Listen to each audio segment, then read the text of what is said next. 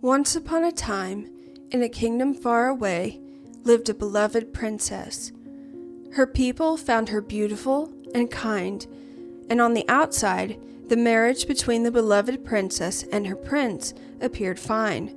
But like most fairy tales, things are not always as they seem. Behind palace walls and royal balls, the princess felt the weight and pressure that the royal family, tradition, and her people's expectations bestowed. The princess learned the hard way that sometimes the most loved can be the most lonely. This is her story.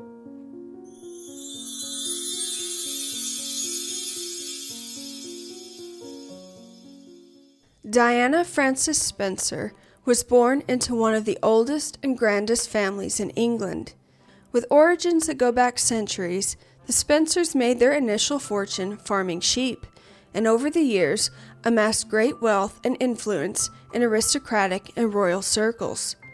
Althorp Estate, the Spencer family seat, is located in Northamptonshire and boasts over 13,000 acres of land. The main home, Althorp House, built in 1508, is to this day filled with 100,000 square feet's worth of priceless paintings, books, and antiques. On the 1st of June, 1954, in what was considered the wedding of the year, 30-year-old Edward John Spencer, Viscount Althorp, and 18-year-old Frances Roche married. The groom, known less formally as Johnny, was born to the 7th Earl Spencer and his wife, Countess Cynthia Spencer. The bride, the Honorable Frances Ruth Roche, was the daughter of Lord and Lady Fermoy. The wedding ceremony was held at the Westminster Abbey and had 1,700 guests in attendance, including Queen Elizabeth, Prince Philip, and the Queen Mother. By 1961, Johnny and Frances had 2 daughters, Sarah and Jane, and were hopeful their next child would be a son. Frances had given birth to a boy in 1960 called John after his father, but the baby had died within 10 hours of his birth. As the custom of primogeniture dictates, only the firstborn male would be able to inherit the sprawling Spencer estate. That being said, there was probably some level of disappointment when on the 1st of July, 1961, Frances gave birth to another baby girl, but the child was healthy and was described later by her father as a perfect physical specimen. The Spencers had decided on a familial name for their newest addition, Diana, after one of Johnny's ancestors, Diana, the Duchess of Bedford, and the middle name of Frances after the child's own mother.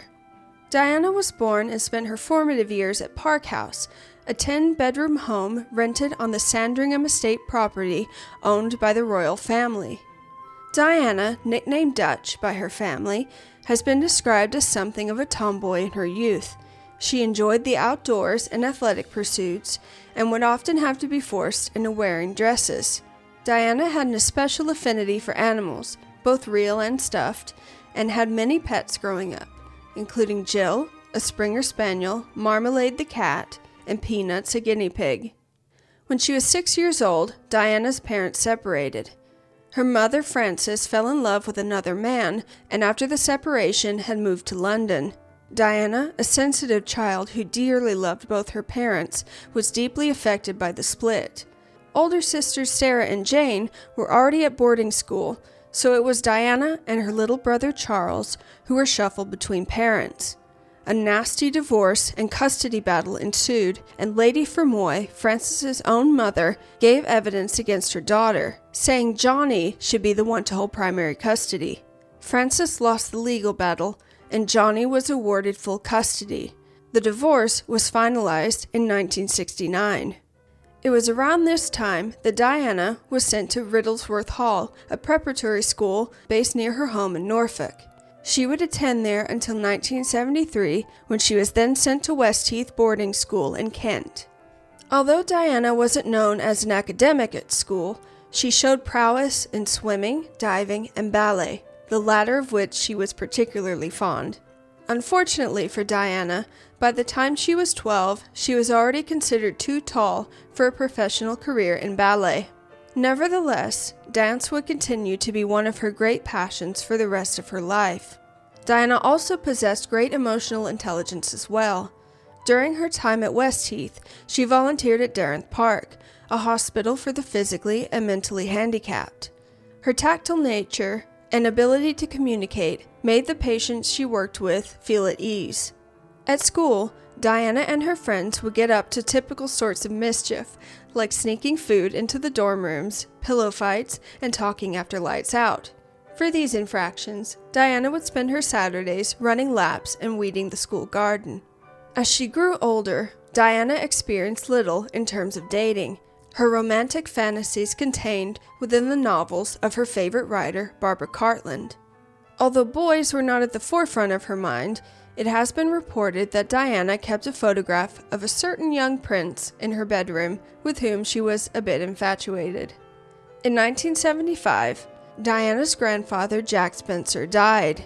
Her father immediately inherited the title the 8th Earl Spencer, and Diana became a lady.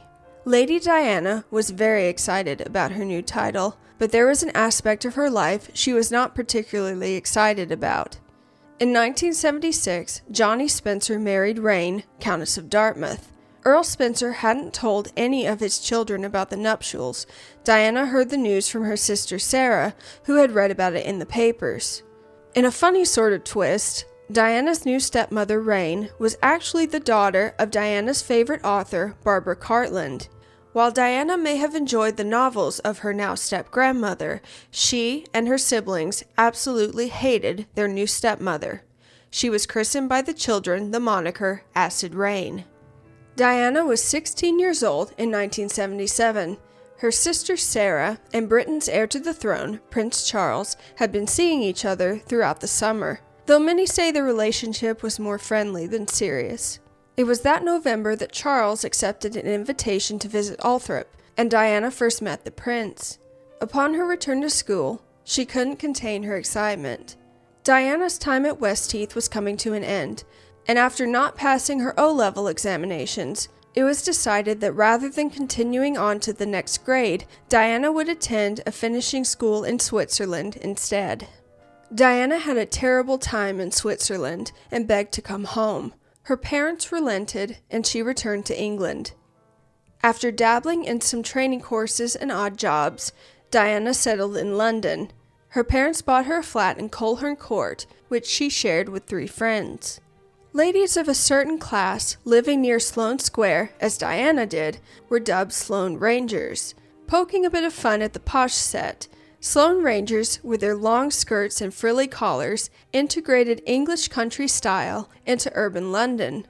Diana filled her workdays at Young England Kindergarten 3 days a week and worked as a nanny for an American family 2 days a week.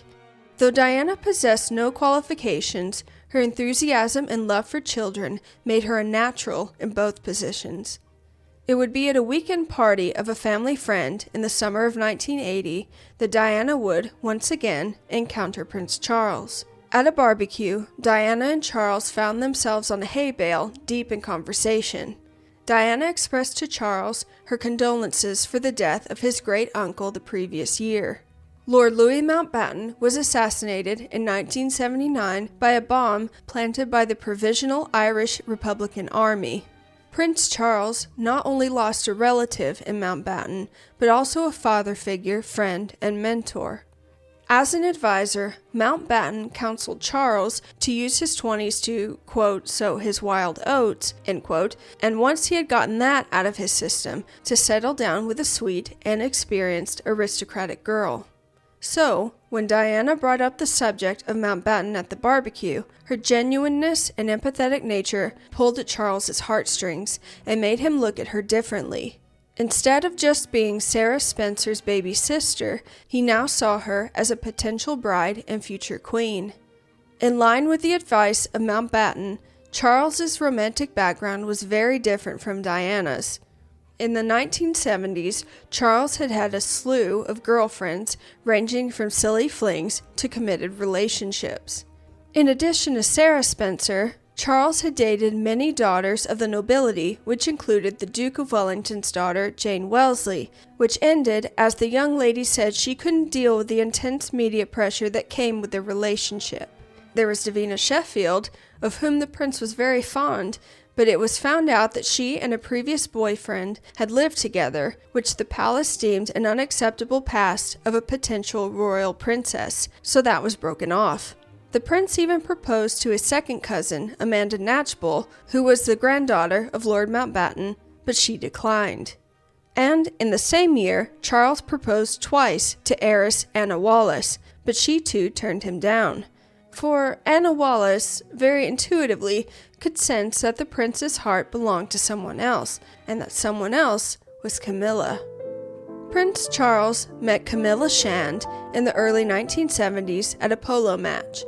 Camilla, the child of wealthy aristocrats, was a non-fussy, down-to-earth sort of person with a bohemian air. Prince Charles, who had grown up within the rigidity of the palace, found Camilla intoxicating. The two dated for a while, but unfortunately for Charles, Camilla harbored feelings for on and off again boyfriend Andrew Parker Bowles, an army officer who for years refused to commit to Camilla. When Prince Charles left for an 8-month tour of duty with the Navy, Camilla and Andrew Parker Bowles became engaged. Charles was heartbroken. Although she was now Mrs. Parker Bowles, Camilla and Charles remained in each other's lives. When Camilla had her first son, she named him Thomas Henry Charles Parker Bowles and made the prince his godfather. Prince Charles considered Camilla his best friend, and the two, at some point, picked up where they left off and began an affair. Soon after their meeting at the barbecue, 31-year-old Prince Charles began to court the 19-year-old Diana Spencer. The prince invited Diana to various events in those initial months, but unlike modern dating practices, the two were rarely alone. Either they were part of a party or being chaperoned by Diana's grandmother, Lady Fermoy. In September, Charles invited Diana to Balmoral, the royal family's Scottish residence, for the annual Braemar Games. In addition to the royal family's presence in Scotland, many of Charles's friends were there as well, including Andrew and Camilla Parker Bowles. The royal family, palace staff, and Charles's friends were highly enthusiastic about the relationship with Diana. Diana was lovely, and it was about time that the prince settled down. On paper, Charles's new girlfriend was perfect. In reality, Charles and Diana were worlds apart. Charles had been an old soul all his life, and even at just 31, this made him seem even older to the teenage Diana. Charles loved painting, architecture, gardening, philosophy, and alternative medicine. Diana, on the other hand, was young and full of life. She loved dance and pop music and enjoyed all the color and excitement that the 1970s and 80s had to give. If Charles was from Mars, Diana was from Venus. Interestingly, one of the friends who fervently supported the match was Camilla Parker Bowles. In fact, the new couple would spend time together at Bolehide House, the Parker Bowles' country home. One can only surmise as to why Camilla was eager for Charles to marry Diana. Affairs among the nobility have always been commonplace, and as long as scandal was avoided, could be pursued quite openly. King Edward VII, Prince Charles's great-great-grandfather, and Alice Keppel, Camilla's great-grandmother, had conducted an affair for the last 12 years of the king's life. The affair was an open secret and was tolerated by the spouses of the adulterous pair. It was fairly obvious that Andrew Parker Bowles was aware of his wife's close relationship with the Prince of Wales and looked the other way. Perhaps shy, affable Diana would accept, or at least acquiesce, to her husband's unconventional relationship. It soon became apparent, especially to Diana, that the media were beginning to catch on that Diana might be in the running to be Charles's future wife. Photographers were parked outside of her home all hours of the day and followed her whenever she left the flat. Diana had to be very careful in her dealings with the press. One wrong move could jeopardize her relationship with Charles, as had been the case with a few of Charles's previous girlfriends, but the press attention was becoming constant and bothersome. So much so that Diana sometimes could not attend to her work as a nanny, and the school that she worked at was being bombarded by the media. In an effort to appease photographers and get them to leave the school alone, Diana agreed to a couple of pictures. During the impromptu photo shoot, Diana posed with 2 children from the kindergarten, and partway through, the sun came out, revealing Diana's legs in a slipless skirt. The press were delighted, but Diana was embarrassed by the faux pas. Only a few months in, and the pressure was already mounting on the 19-year-old. Charles was feeling stressed as well, his family imploring that he make a decision as to the Diana question. They recognized the scrutiny Diana was experiencing from the media, and she deserved to have an answer rather than being unfairly strung along. On the 6th of February, 1981, in the nursery of Windsor Castle, Charles proposed to Diana. Diana was thrilled, but Charles warned her of the complicated life that comes with being a royal, and that she should think things over. Undeterred, Lady Diana accepted the prince's proposal. Less than 3 weeks later, on the 24th of February, the palace announced the engagement. The couple posed for photographs, Diana putting her new 12-carat sapphire ring from Garrard's on display. In an interview for ITN, the couple was asked if they were in love. Diana answered, "Of course," with a smile and playful eye roll, and Charles responded, quote, "Whatever in love means," end quote. Although this comment seemed to go largely unnoticed by most, the prince had unwittingly given the public an insight into the true nature of his and his fiancée's relationship. Soon after the engagement, Diana left her old life behind and was moved into Buckingham Palace to try to protect her from the press attention and prepare her for the decided-upon July wedding. Still, she had very little time to come to terms with her newfound situation before her first public engagement on the 3rd of March at a music recital at Goldsmiths Hall. Diana, still young and learning, had chosen a dress to wear which she believed was very grown up. The dress was black, which went against the unwritten rule that royals should only ever wear black when in mourning, and the neckline of the dress was too low for Diana's bust size.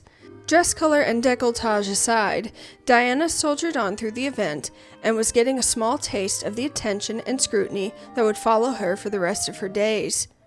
Throughout her time in the palace, Diana began to sense the seriousness of the relationship between her fiancé and Camilla Parker Bowles. Charles was often away, leaving Diana feeling alone and concerned about her husband-to-be's whereabouts. She had also found a bracelet which was intended as a gift to Camilla from Charles. The bracelet was engraved with the letters G and F. Depending on who one asks, the engraving could mean Gladys and Fred, Charles and Camilla's alleged pet names for each other, or as Charles's camp claims, Girl Friday. Either way, newly engaged Diana was not happy that her future husband was sending gifts, jewelry in particular, to an ex-girlfriend. The prince, only a month or so after the engagement, was due to go on a 5-week trip to Australia and New Zealand. Cameras at the airport caught Diana crying as Charles departed, believing she was missing her fiancé already. According to Diana, years later, she claimed that just before they had left for the airport, she and Charles were in his study discussing the upcoming trip when the phone rang. It was Camilla. Diana left the room, feeling uncertain and hurt. A lunch was arranged for Camilla and Diana, ironically at the restaurant Ménage à Trois. The two talked and dined, and Diana left the meeting feeling better and more encouraged. This feeling would not last long. Diana had selected the husband and wife fashion duo, the Emanuels, to design her wedding dress. As the months sped by, the dress had to be repeatedly altered. Lady Diana was rapidly losing weight. But unlike most brides who are just trying to look their best for their big day, Diana was privately struggling with an eating disorder. She was suffering from bulimia nervosa, and in times of stress would binge a large amount of food only to become sick and later purge. In July, just before the wedding, Diana was in the crowd at a polo event supporting Prince Charles. Halfway through the match, Diana burst into tears and retreated. The stress was taking its toll. The pressures put on her by the royal family, the media, and the world, plus her reservations as to whether or not it was a mistake to marry Charles in the first place, were all becoming too much to take. But the wedding day arrived, and Diana's deeply British blood and instincts kicked in. She made the choice to keep calm and carry on. On the day watched by 750 million people, Diana and her father were taken by way of glass carriage to St. Paul's Cathedral. The bride stepped out of the coach onto the stairs of the cathedral, dressed head to toe in ivory silk taffeta, the Spencer family tiara glistening from her brow. Earl Spencer had suffered from a severe brain hemorrhage a few years earlier, leaving him unwell and unsteady, making the 3.5-minute walk up the aisle feel even longer. But come hell or high water, he was determined to give his daughter away on the proudest day in his family's history. The two made the long walk up the aisle, the bride's record-breaking 25-foot-long train trailing behind her. Diana scanned the sea of 3,500 faces surrounding her within the church. The world was watching Diana, but Diana was looking for one. Dressed in gray, standing next to her son, was Camilla Parker Bowles. After meeting just over a dozen times and courting for as many months, Charles Philip Arthur George, the Prince of Wales, married Lady Diana Frances Spencer. On the balcony of Buckingham Palace, the couple was met with thousands upon thousands of happy, cheering onlookers. The crowd begged for a kiss. Turning to his mother, Charles asked the Queen for permission. With a nod, the newlyweds did as the crowds desired, the first kiss in the balcony's history. The Prince and Princess of Wales's honeymoon started out on the royal yacht Britannia. While the idea of spending one's first few weeks as a newlywed couple on a yacht sounds idyllic, this was in fact misleading. The yacht provided stuffy black-tie dinners surrounded by courtiers and sailors, and 9 a.m. Sunday church services that were hardly conducive to romance. Charles, a devotee of philosophical learning, had brought books written by his mentor, anthropologist Lawrence van der Post, to share and read with Diana to spark intellectual discussion. Diana felt intimidated and isolated by her new royal atmosphere, and her concerns over Charles's feelings for Camilla made things even worse. The couple were discussing future engagements when photographs of Camilla fell out of his planner. Diana also noticed that Charles was sporting a pair of cufflinks with intertwined C's. Putting two and two together, Diana confronted Charles, demanding to know where they came from. They were indeed from Camilla. Diana went into a rage. The princess's battle with bulimia wasn't helping matters either. She was exhausted and frustrated, and her husband couldn't seem to grasp why she was so unhappy. The next leg of their honeymoon was spent in Balmoral. But, as it turns out, spending weeks cooped up in cold and rainy Scotland with one's in-laws while her husband read and fished didn't help Diana's depression or loneliness. The family were confused by her sour disposition and obvious boredom. For them, Balmoral was an escape from the royal goldfish bowl, but for a modern young woman, it was downright dull. Charles had his secretary sit with Diana while he went out for the day stalking deer. This led to one of many shouting matches. Husband and wife just could not understand each other. The prince invited professional help to see to Diana, but she rejected it, believing the solution to her problems would be more attention from her husband and more time to adapt to her new way of life. She would have something else to adapt to when, within a few months of the wedding, it was confirmed that Diana was pregnant. At 20 years old, Diana had become a wife, expectant mother, and Princess of Wales, all within the span of a year. In October, the couple embarked on their first joint tour as Prince and Princess of Wales, in, appropriately, Wales. Diana was nervous and frightened of the crowds, but the Welsh people warmed to her sweet, shy nature. After the successful stint in Wales, Charles returned to his normal engagements, while Diana stayed in Buckingham Palace. She missed her husband when he was away and was sick with both bulimia and morning sickness. The pregnancy was announced to the public that November. Shortly before the baby's birth, the couple were able to leave the stifling, rigid Buckingham Palace for newly renovated apartments in nearby Kensington Palace. 2 weeks early, Diana gave birth to baby William on the 21st of June, 1982. Crowds anxiously awaited outside the doors of the Lindo wing of St. Mary's Hospital to get a glimpse of the new prince. They were not disappointed. Less than 2 days after the birth, Diana and Charles emerged to roaring crowds with the newest future king. The baby was christened William Arthur Philip Louis, and Diana loved being a mother. Still, interest in her from the press and the public had only grown since the wedding, and photographers captured a frequently flushed and concerningly thin Diana. Diana, like so many women, was experiencing postpartum depression, but unlike many women, the eyes of the world were watching. The royal couple had a tour of Australia and New Zealand looming, and Diana, unlike her mother-in-law the Queen, refused to leave her child behind. The family of 3 embarked for the tour in March, and thousands of Aussies turned out to see the pretty princess. Charles at first was proud of the excitement his wife was garnering, but soon it became obvious that crowds were preferential to his wife and not to him. The crowds would line both sides of the street, with Diana taking one side and Charles taking the other. When crowds realized they were to be greeted by the prince, not the princess, the people audibly moaned. Charles took this personally, and as this kept happening throughout the tour, he became more unhappy and more envious of his wife's popularity. The public's enthusiasm for Diana was unlike anything the royal family had ever seen, but the more she was loved by the public, the lonelier Diana felt at home. She often went to bed alone and was suspicious as to her husband's whereabouts. Diana once again became pregnant, and the happy news was announced on Valentine's Day, 1984. Prince Henry Charles Albert David, or Harry as his family called him, was born later that year on September 15th. In short order, Diana had done her duty and had provided the realm with an heir and a spare, something previous royal wives would have, and did, die for. Still, the marriage was slowly disintegrating. It didn't help matters that the press were falling more and more in love with Diana and were making Prince Charles out to be an oddball. The princess was a fashion maven. Whatever she wore yesterday was sold out by the next. She combined royal elegance with Hollywood glamour, and upon entering her mid-20s, she was beginning to come into her own.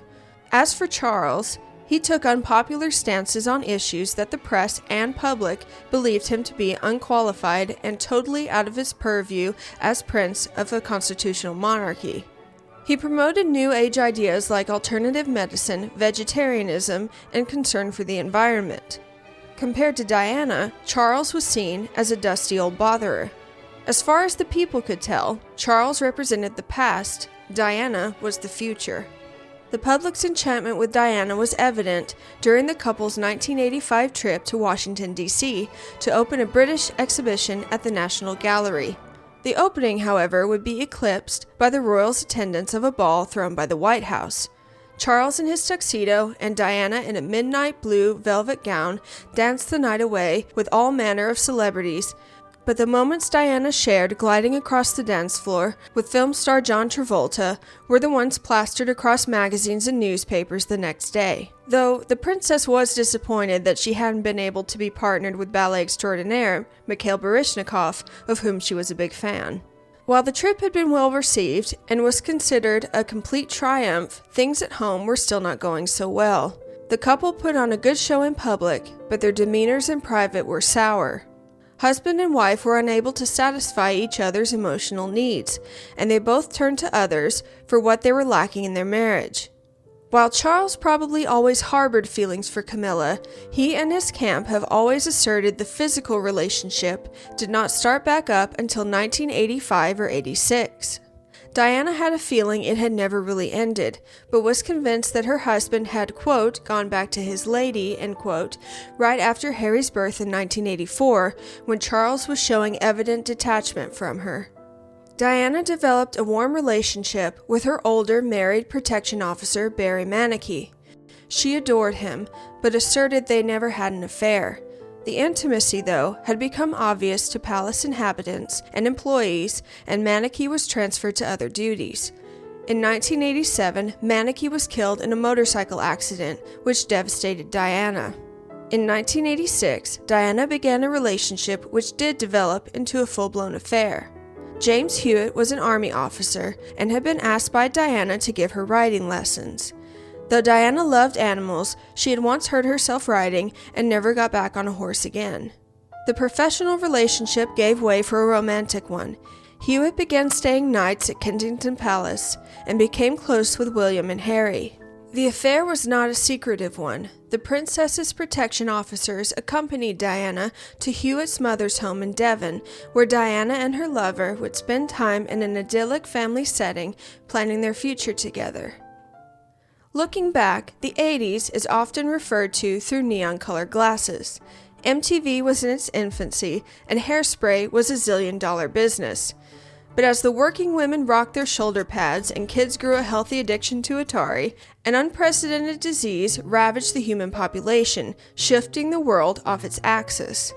By the mid-80s, AIDS, or acquired immunodeficiency syndrome, was causing hysteria, wiping out tens of thousands of people. We know now that HIV/AIDS is transmitted through bodily fluids during unprotected sex, blood transfusions, and pregnancy.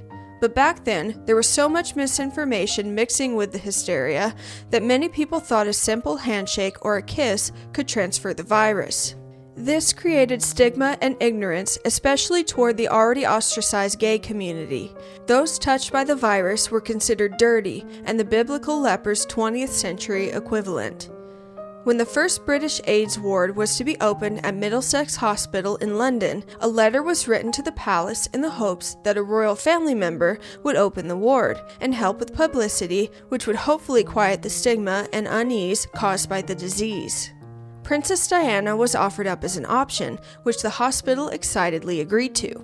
Photographs of the gloveless princess shaking hands with an AIDS patient hit the newsstands and shocked the world.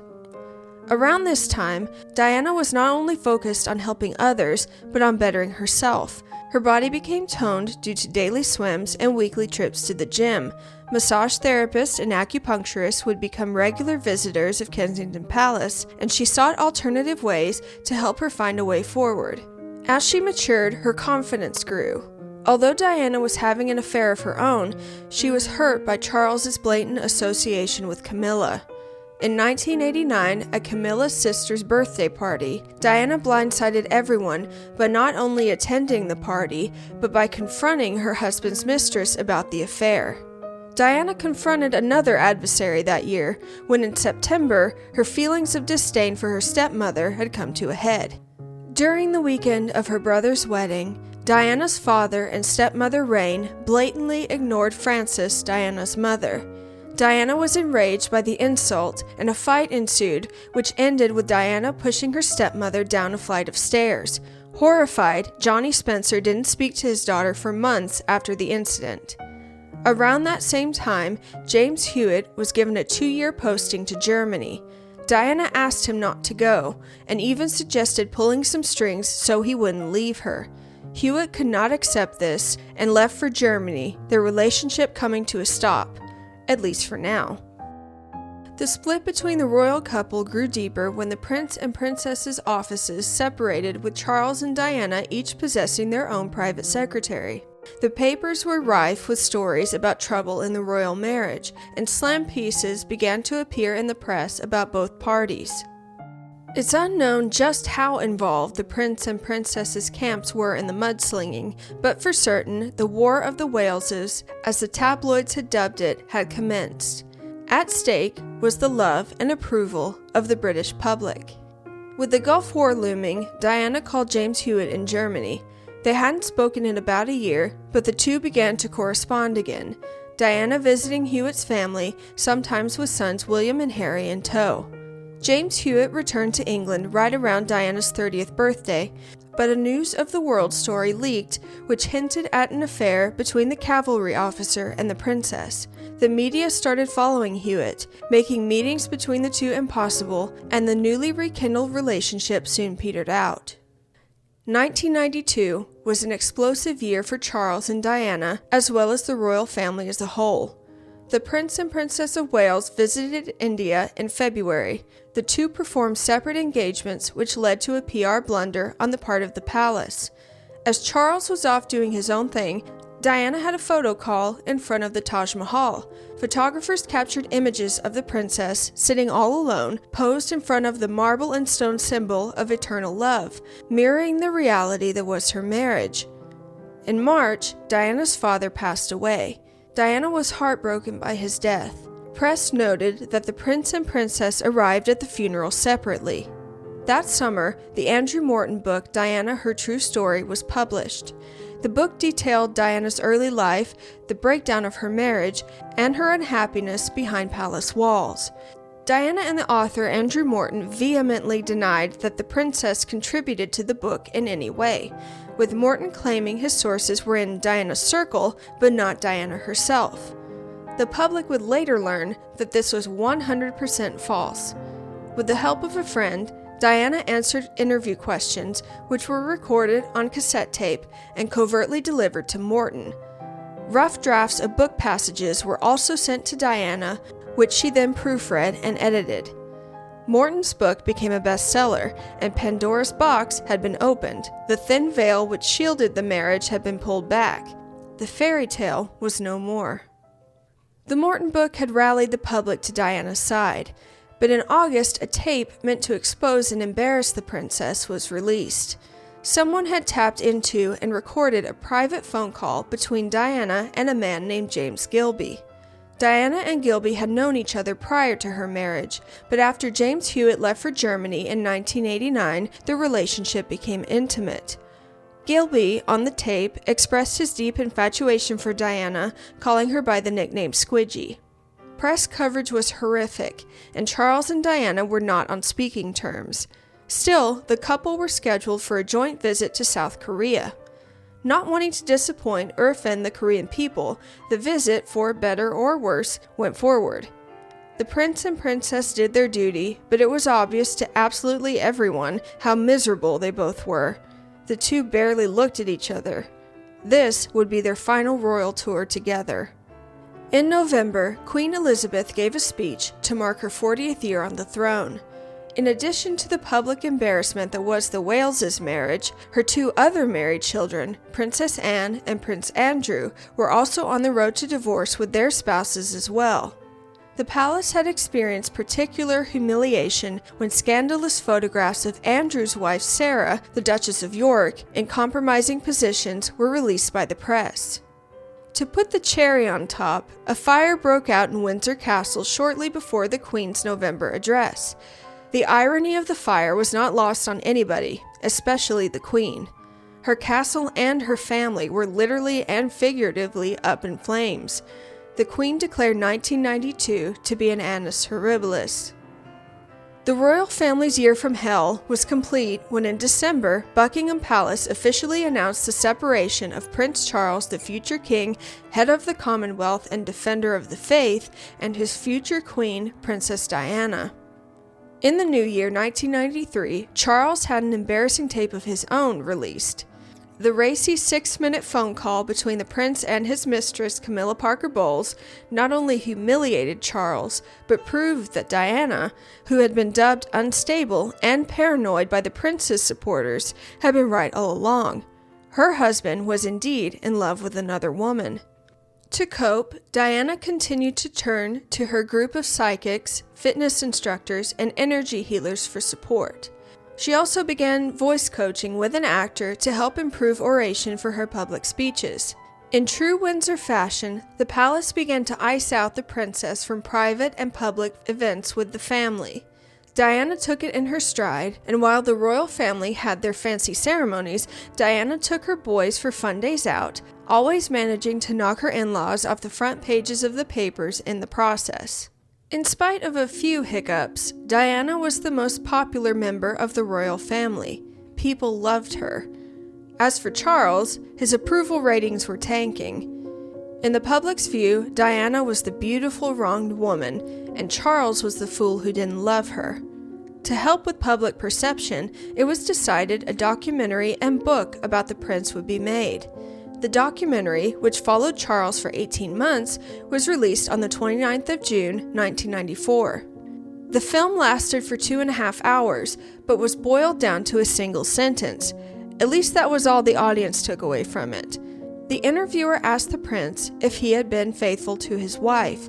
Charles responded, quote, "Yes, absolutely, until it became irretrievably broken down," end quote. The night of the documentary's broadcast, Diana donned a daring off-the-shoulder black cocktail dress and attended an event at the Serpentine Gallery. Diana often used her clothes as a way of expression, but this time she outdid herself. The juxtaposition of her husband admitting adultery and the images of her looking stunning was the ultimate power play. As one-upmanship in the press continued, press attention of Diana became more and more intense. Diana had been able to control and sway the media to a degree before, but now a new wave of paparazzi, photographers with hectic deadlines, and an insatiable hunger for bigger and bigger paydays began to overwhelm the princess. All sense of propriety and decorum went out the window as paparazzi incessantly stalked and harassed her. To make matters worse, Diana had decided to forego her protection officers, leaving her especially vulnerable. She wanted to conduct her private life in private, without being constantly shadowed by bodyguards. Through 1993 and into 1994, Diana was in a relationship with art dealer Oliver Hoare. Like many of her previous relationships, this one, too, was complicated.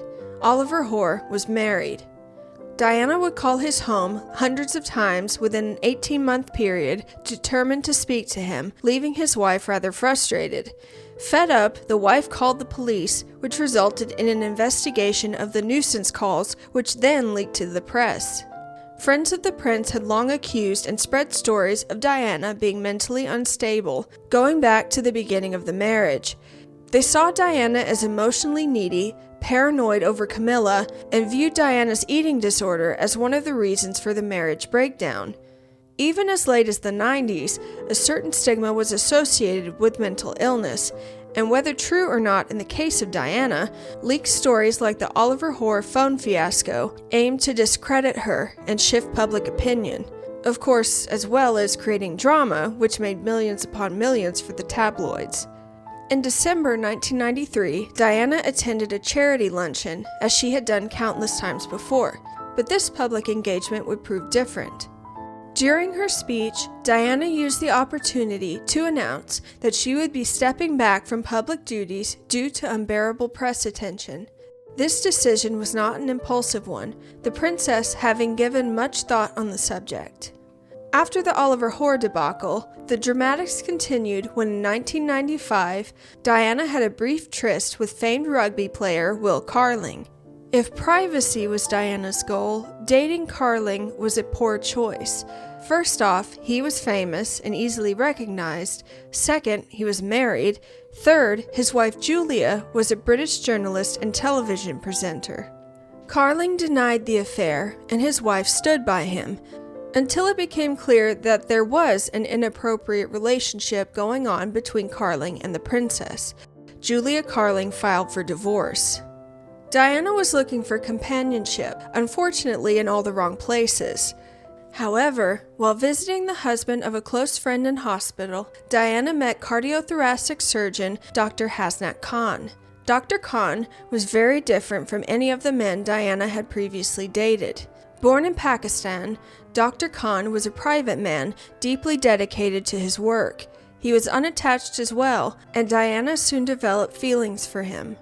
As her romantic life was on an upswing, Diana was approached by BBC Panorama reporter Martin Bashir to do a televised interview. Diana was keen to tell her side of the story, but it wasn't until decades later that it was discovered that Martin Bashir had acquired the interview by less than honorable means. In a 2021 report by the Right Honourable Lord Dyson, a former UK Supreme Court Justice, Dyson detailed that Bashir had had fake bank statements made by a graphic designer. The bank statements were made to indicate that an employee of Charles Spencer, Diana's brother, was being paid to spy on the family. Bashir then showed the fabricated documents to Spencer in order to gain his trust and access to Diana. The plan worked, and Bashir was granted the interview of a lifetime. The interview was done in secret at Kensington Palace, and Diana laid her soul bare. The interview premiered on the 20th of November 1995 and was an absolute bombshell. Diana confirmed Charles and Camilla's affair, saying, quote, "There were 3 of us in this marriage," end quote. She spoke of her difficulties with bulimia and her love affair with James Hewitt. And perhaps most shockingly of all, questioned her husband Charles's ability to be king. The interview garnered public support for Diana. The reactions within her inner circle, though, were more negative, with many palace staff feeling horrified by Diana's indiscretion. There were other ramifications as well. Bashir had played into the princess's fears and suspicions, heightening her paranoia and distrust in those around her. The queen had had enough. Letters were sent out to Charles and Diana from Queen Elizabeth urging a divorce. Diana herself had mixed feelings on the subject of divorce. On the one hand, she did love her husband, and as a child of a broken home, never wanted to put herself or her children in a similar situation. On the other hand, there were parts of her that wanted to break free and start a new life away from the constraints of her marriage and the royal family. Her moods and opinions on the subject changed daily. One more reason which added to her complicated feelings was her budding relationship with Dr. Hasnat Khan. When spending time with Hasnat, whom Diana called Mr. Wonderful, she experienced a sense of normalcy. As Hasnat wanted the relationship to remain private for the sake of his career, and probably his own sanity, Diana wore disguises when the two went out on dates. She cooked him meals and tried to figure out a way so they could openly live together. She visited Pakistan twice in 1996 to get to know Hasnat's family, but Mrs. Khan didn't approve of the relationship as she wanted her son to marry a woman within their own culture. In the summer of 1996, Charles and Diana became officially divorced. Diana received £17 million from the settlement and remained Princess of Wales, but lost the title Her Royal Highness. Around this time, Diana drastically reduced her charitable obligations, dropping her involvement from 100 charities to just 6. While cutting down on her workload may have helped Diana personally, many workers belonging to the charity she dropped were hurt by this sudden and unexpected move. Though Diana was pulling back from her royal role, she began to plan her future, envisioning a role of roving ambassadorship for herself. In line with this, Diana found interest in learning about landmines and the plight of those affected by landmines.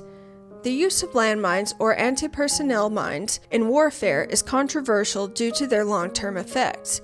The weapon continues to threaten, maim, and kill civilians even after the conflict has ended. In 1997, a global landmine treaty was in the works, and a visit from the most famous woman in the world to a country that was dealing with a landmine crisis would certainly bring attention to the issue. The princess and a press pack arrived in Angola in January 1997. Civil war had left Angola littered with landmines, leaving thousands mutilated and without family members.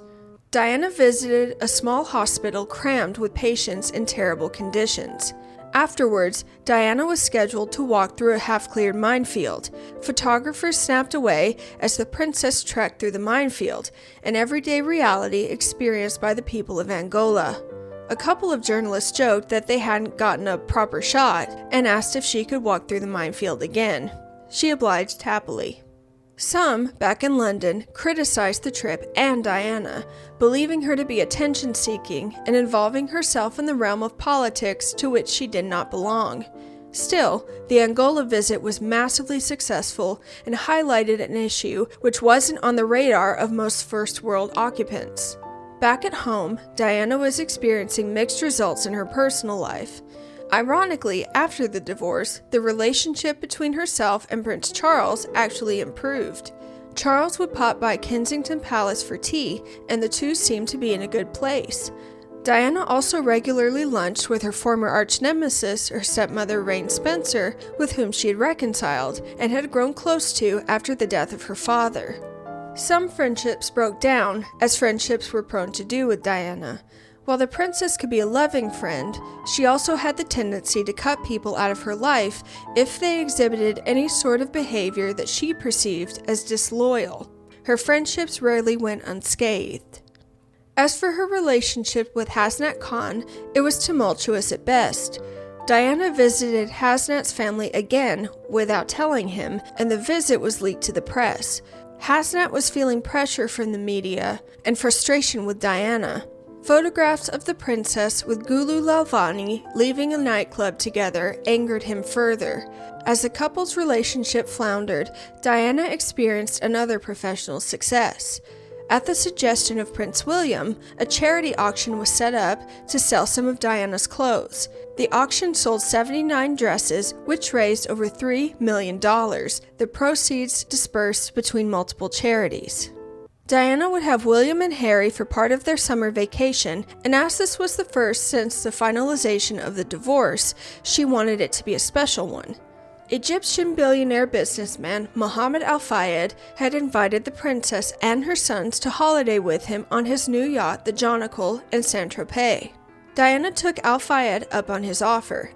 Despite assurances that the holiday would be a private one, photographers tracked down Al Fayed's yacht and had a field day snapping pictures of Diana and her boys enjoying their holiday. While Charles was busy throwing a 50th birthday party for Camilla back in England, photos of Diana looking tan and carefree made the front pages of all the papers. During the holiday, Al Fayed called up his son Dodi to have him join the party. Kelly Fisher, Dodi's girlfriend and possibly fiancée, was secreted away to another boat while Dodi showed Diana and the princess a good time on the Jonquil. Upon Diana's return to England, she met with Hasnat. Dr. Khan sensed a change in Diana and thought she might be seeing someone else. As the relationship had been rocky due to issues with privacy and cultural differences, the two decided to break up. In late July, Diana returned to the Jonquil without her sons, and Dodi returned without his girlfriend. Like before, the paparazzi were following the yacht, but this time their cameras caught images of the princess and her new flame Dodi kissing and sunbathing together. Kelly Fisher, who was planning her wedding to Dodi, sued Al Fayed for breach of contract upon learning of his affair with Diana. Diana took a break from her holiday to make a short trip to Bosnia to promote the Red Cross landmine campaign. This would be Diana's last official engagement.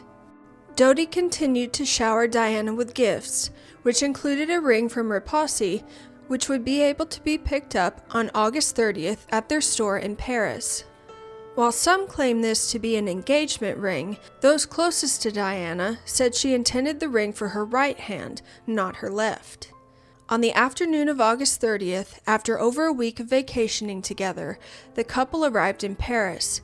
Diana was tired and ready to go home and see her boys, but Dodi had insisted on one more weekend in Paris. Paparazzi swarmed the couple as they made their way to the Ritz, one of the hotels owned by Mohammed Al Fayed. As Diana went to the salon for a hair appointment, Dodi picked up the ring from the jewelers. From there, the two went to Dodi's apartment to get changed for dinner. Again, they were followed by the press. At around 9:30 p.m., Diana and Dodi were driven to the restaurant Chez Benoit, but as there were so many paparazzi, it was decided they would instead dine at the Ritz. After attempting to eat in the Ritz's restaurant proper, Dodi and Diana asked that the food they ordered be delivered to their suite. Despite security concerns, Dodi was determined to take Diana to his apartment after dinner. Dodi devised a plan where their chauffeur would leave from the front of the building with a decoy vehicle, while Diana and Dodi would slip out the back, taking another car with the Ritz's deputy head of security, Henri Paul, driving them. At 12:19 a.m., Diana and Dodi exited out the back of the Ritz and left in a black Mercedes. Inside the car was driver Henri Paul, bodyguard Trevor Rees-Jones in the front passenger seat, and Dodi and Diana sitting in the back with Diana on the right side. Diana was not wearing her seatbelt. Driving double the speed limit, in an attempt to evade photographers, Henri Paul drove into the Alma Tunnel and lost control of the vehicle. The car crashed headlong into the tunnel's 13th pillar. Trevor Rees-Jones was severely injured, and Henri Paul and Dodi were killed instantly. Photographers arrived at the wreck shortly after, some trying to help and some trying to take pictures. According to an off-duty doctor who'd been close to the tunnel who attended to her, Diana was semi-conscious but didn't appear injured. A swarm of people surrounded the wreck by the time paramedics arrived 15 minutes later. Workers had to cut Diana out of the car before they were able to help her. Once she was freed, paramedics attempted to stabilize her at the scene before transporting her to the hospital. Along the way to the hospital, the ambulance had to stop because Diana was experiencing cardiac arrest. The rescue attempt and the trip to the hospital took around an hour and a half, precious time the patient didn't have. By the time the ambulance arrived at the hospital, Diana was in dire shape. The princess's heart had been torn and displaced, and she was bleeding internally. Despite efforts to repair her heart and over 2 hours of cardiac massage, Diana, Princess of Wales, was declared dead at 4:00 a.m. She was 36 years old. Shortly after the princess's death was confirmed, the palace was informed of the news. The royal family, including Princes William and Harry, were at Balmoral Castle in Scotland for their annual summer holiday. Prince Charles had the awful task of telling his boys that their mother was gone. He decided to let the boys sleep and inform them when they woke. Charles and Diana's sisters flew to Paris to bring her body home. The kingdom, united in grief, expressed their anguish at the loss of their princess. In addition to heartache, the public was also angry. Anger at the press for harassing her, and anger at the royal family for, in their opinion, not treating her better. A committee hastily put together funeral plans, using the Queen Mother's regularly rehearsed funeral plans as a basis. The event would take place on the 6th of September, 1997. Over 2 billion people watched their television screens as the funeral cortege made its way through the streets of London. 500 representatives from Diana's charities walked in the procession, and her coffin was followed by Princes Charles, William, Harry, Philip, and Diana's brother, Charles Spencer. After the funeral, Diana, Princess of Wales, made her final journey home to Althorp, where she was privately buried on a small island in the middle of a lake. On the man-made island, which can be accessed only by her loved ones, the princess rests beneath the trees, finally at peace. As of today, Diana's legacy lives on in a world that is very different from the one she left. While there's no cure for HIV, the once fatal condition is now a manageable one for those with access to treatment. A treaty which outlaws anti-personnel landmines was adopted mere days after Diana's death, and as of 2024, 164 states worldwide have ratified or acceded to the treaty. Princes William and Harry are now both married with children of their own. Queen Elizabeth II has passed, and Prince William, now holding his father's former title, the Prince of Wales, is next in line to be king and continues the work of his mother. Thank you so much for watching. Please like, comment, and subscribe if you enjoyed this episode. I also have an Instagram you can follow, and make sure to check out my Patreon for more exclusive content. See you soon.